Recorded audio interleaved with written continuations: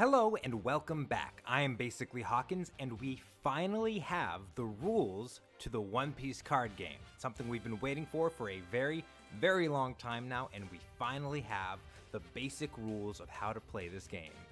And a lot of it was pretty much predicted, but there's a lot of fun, interesting, unique effects and resources and complexities that'll be interesting to delve into as the game gets more fleshed out. Also worth note, we did get some new card drops, some new commons, some basic things that are coming from the Straw Hat starter deck, and some little teasers from other cards too that we'll look into later. But it does help us break down the various card types that this game has, as they have listed here. So basically there are 5 different card types going into this game that will make your deck. There is the leader card, in this case the Luffy, which is going to be your one leader. It's just there, it's on the field. You don't have to look for it or anything. It's there from the beginning of the game. That's your leader. You've got character cards like this Jinbei here. Character cards are going to be your attackers. They're going to be your main way to actually do damage to the opponent and things like that. But they apparently will also be used for blocking, for defense. So they're going to be your main, your soldiers. You've got event cards. These are your option cards if you're a Digimon player. These are cards that have effects, things that you'll play to get a quick effect or some sort of, effect that's not going to last perpetually. Just a quick, here's a thing, and now that's done. And very uniquely, stage cards, or this is a ship. I'll just call it a ship card for now. But the ship, this is the Thousand Sunny card here, and this is going to be sort of a field card. This is something you play. It's got its own designated spot. You can only have one of them on the field at a time, and it'll stay there. And it sort of puts this passive, every turn, always happening effect on the field. And of course, Dawn cards, which we now know for certain are your resource. This is everything that you will need to do things in this game. You can see here there's a 3, a 1, a 2. These are the Dawn costs. These are what it will cost from your Dawn to get these cards on the field and activated. We'll get a little more into how you get Dawn in a minute. But let's look at the actual rules of the game now, the flow, this is the PDF that we were given. That's sort of the breakdown of the entire game, from setting up to attacking, all of the above. So, looking at this, we can see there's one leader card, of course. There's a deck built with specifically 50 cards. 50 cards, no more, no less. That's good to know. You can only use up to 4 of the same card with the same number. So you don't have a lot of one specific card, unless of course it specifically says otherwise, like Eosmon if you're a Digimon player. And then your Dawn deck made up of 10 Dawn cards. That's your energy resource. So 10, specifically 10, and that's the deck that you'll be pulling from to get memory, once again, if you're a Digimon player, but energy.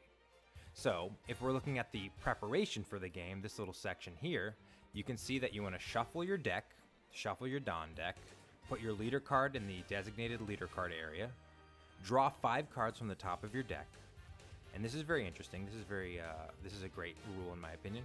You can decide if you like your hand or not. If you don't, you can put those 5 cards back in your deck, shuffle the whole deck, and draw 5 new cards. This is a mulligan is the technical term, but if you're new to card games, it's called a mulligan. It's a way to get a fresh start from the very beginning if you really don't like what you're starting with. And then, depending on what the life number is on your specific leader card, like for instance, this Luffy here is a 5 for its life, maybe more for a different leader, might be less for another leader, but this life is what you'll pull. That number is the number of cards you'll have in your life section. You'll pull those from the top of your deck after you have your opening hand. And those are basically your HP, your security if you play Digimon. That's what you need to take away from your opponent to win the game. Just to get a little ahead of myself, the way to win the game, one of the main win conditions, actually it's not even that far ahead of myself because it's the very next little block of text here, but basically the way to win the game is to take away all of your opponent's life, which with that Luffy would be 5, and then attack one more time. So technically that would be 6 damage you would have to do to your opponent. Or there's one other win condition, which is that your opponent runs out of cards in their deck. So to get a little more into things, as we will now look at the flow of the game, the way every turn will work after the very first turn, which has a little unique thing. The very first person who goes will not draw a card from the top of their deck and will only pull 1 Dawn. So that's unique to the very first person who goes, but otherwise these rules apply to every turn. So there's the refresh phase, which is the very beginning of every person's turn. You'll take all the Dawn that's on the field and return it to the cost area, designated here, and any Dawn that has been rested will be unrested and activated so it can be used that turn. Might not make sense right now, but we'll get into it in a second. There's the draw phase, so you'll draw 1 card from the top of your deck every turn. It's the very first thing you'll do after your refresh. And then you'll take 2 Dawn from the top of your Dawn deck and put it in your cost area, this little designated section here. Once again, if you're going first, the very first turn, you only take 1 Dawn. So it's a little bit of a consequence of going very first.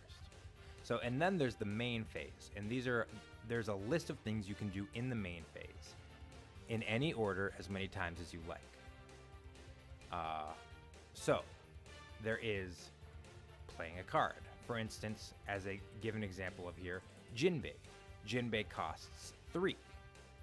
So I'll just pull open my little tabletop simulator real quick.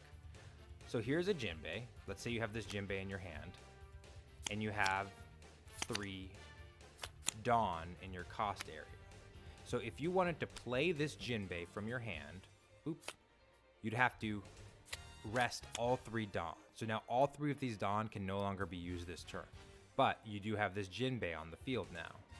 And you also have no more Dawn, just in this example. So there you go. That's how you play a card, and that's how you utilize the energy for the Jinbei. So that's playing a card.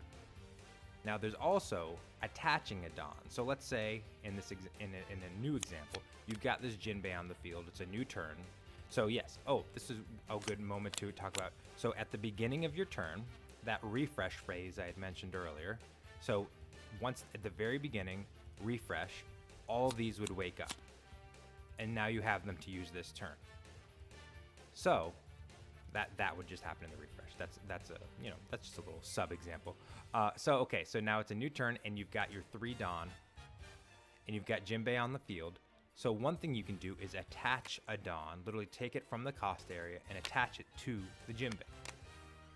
When you do that, you're giving him plus 1,000 attack. So now he's technically got 6,000 attack.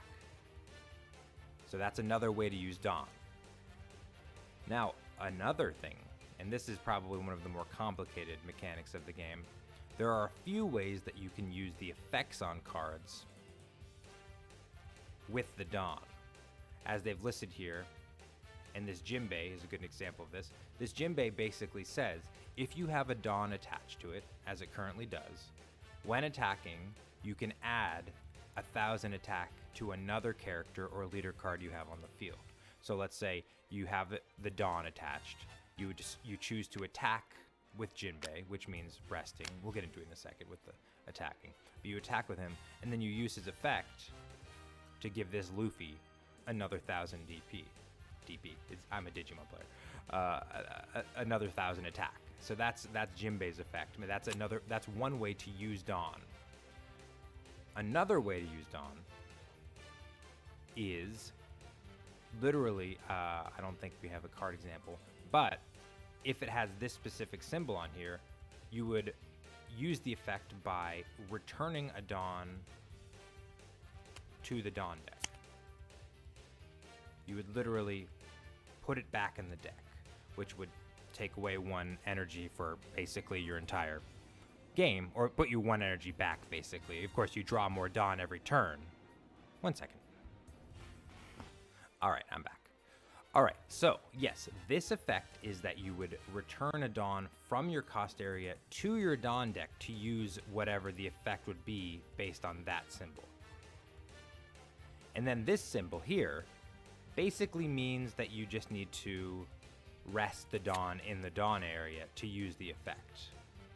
And then of course the final thing you can do in your main phase is attack. You can attack either an opponent's leader card or one of their character cards too. I believe their character card has to be rested in order for you to attack it.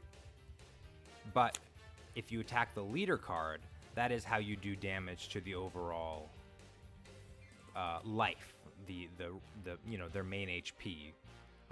So we'll get into the attacking phase a bit more in a second. But basically, you can so to break down the main phase, there's the playing a card. There is attaching Dawn cards to cards, there's using card effects, and there's attacking. Those are the things you can do during a main phase. And then your turn ends, pretty much when you have nothing left to do.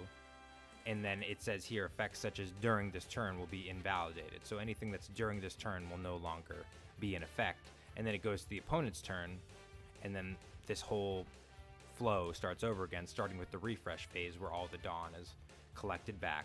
They draw, they get 2 more Dawn. Main phase, they can do all those things, and then on and on and on. So now getting into the battle procedures, one of the more in-depth sections of the game. The way to attack is you have a character, like this Jinbei, and you rest it, choose a target, like let's say the opponent has a Luffy. And you've got 6,000 because you got this Dawn attack. You choose to attack the Luffy.